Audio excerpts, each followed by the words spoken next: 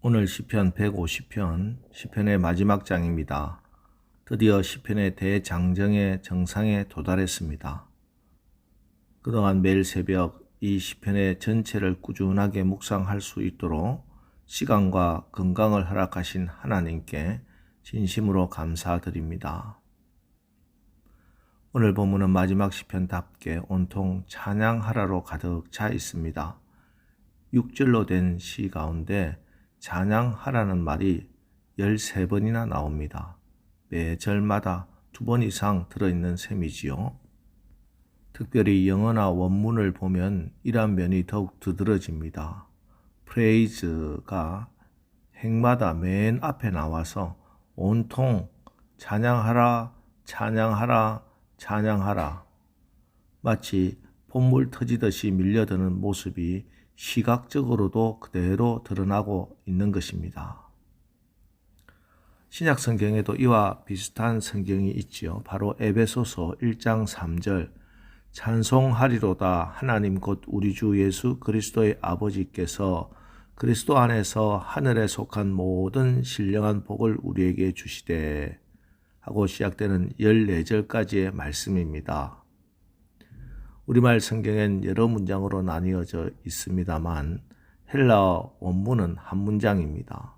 쉼표도 마침표도 없이 한 문장으로 되어 있습니다. 헬라어 단어로 202개에 해당합니다. 지금까지 발견된 헬라어 문장 가운데 가장 긴 문장입니다. 하늘에 속한 복의 비밀을 알았던 사도 바울은 쉼표도 마침표도 없이 숨 쉴 겨를도 없이 아버지께서 그리스도 안에서 하늘에 속한 모든 신령한 복을 주셨다고 폭포수처럼 그 복을 쏟아내고 있습니다. 그런데 이 하늘에 속한 신령한 복을 여는 키가 뭐냐? 바로 찬송하리로이다입니다. 헬라어로는 유로겐토스, 하나님 송축합니다입니다. 어제 말씀드렸다시피 시편은 복 있는 사람이 누구인가? 누가 복 있는 사람인가? 그 말씀이라고 했잖아요. 누가 복 있는 사람입니까? 누가 시냇가에 심기운 나무가 되어서 시절을 쫓아 과일을 맺고 잎이 시들지 않고 마르지 않는 사람입니까?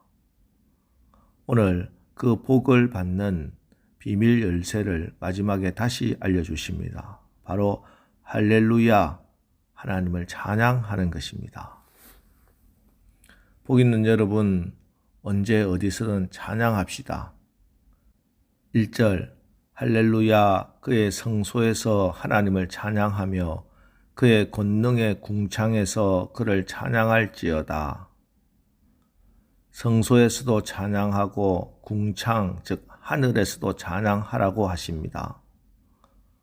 우리가 성소에서 찬양하는 것 자연스럽게 생각합니다. 교회 와서 찬양하는 것 당연한 일이기 때문입니다. 찬송가로 그리고 여러 곡조가 있는 가락으로 하나님을 찬양합니다. 그런데 권능의 궁창, 즉 권능의 하늘은 우리의 삶의 공간을 말합니다. 즉 성전 밖을 나가서 살아가는 모든 삶의 공간에서도 우리가 하나님을 찬양하라는 것입니다. 많은 분들이 성전 안에서는 거룩하게 찬양하고 경건하려고 노력하고 애를 씁니다. 하지만 성전 밖에서의 삶은 그의 삶의 모습이 도대체 하나님을 찬양하는 것 같이 보이지 않는 사람들도 있지요. 그래서는 안 됩니다. 교회 안에서만 하나님을 찬양하는 것이 아니라 우리가 살아가는 삶의 현장에서 삶으로 우리의 삶에서 손으로 발로 내 몸뚱이로 하나님을 찬양하시기 바랍니다. 다음으로 2절 그의 능하신 행동을 찬양하며 그의 지극히 위대하심을 따라 찬양할지어다. 여기 하나님의 능하신 행동은 크게 창조와 구원입니다. 우주 만물의 창조자 되시며 특히 예수 그리스도를 통하여 그의 백성을 구해내시는 그의 사랑과 능력은 영원히 찬양받아야 마땅한 것입니다.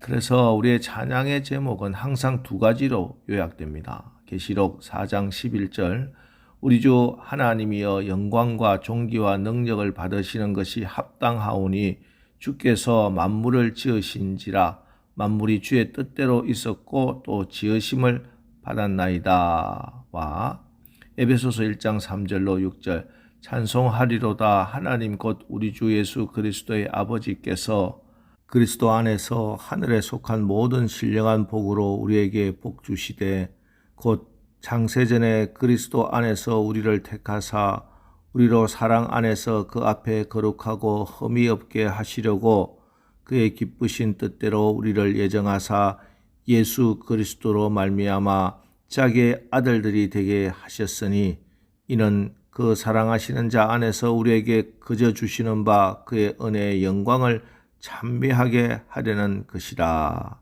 입니다.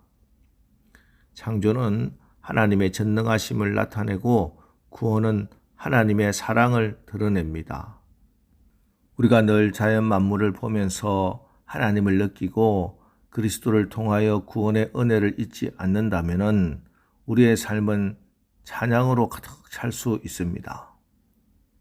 다음으로 3절로 5절 나팔 소리로 찬양하며 비파와 수금으로 찬양할지어다 소고치며 춤추어 찬양하며 현악과 퉁소로 찬양할지어다 큰 소리 나는 제금으로 찬양하며 높은 소리 나는 제금으로 찬양할지어다.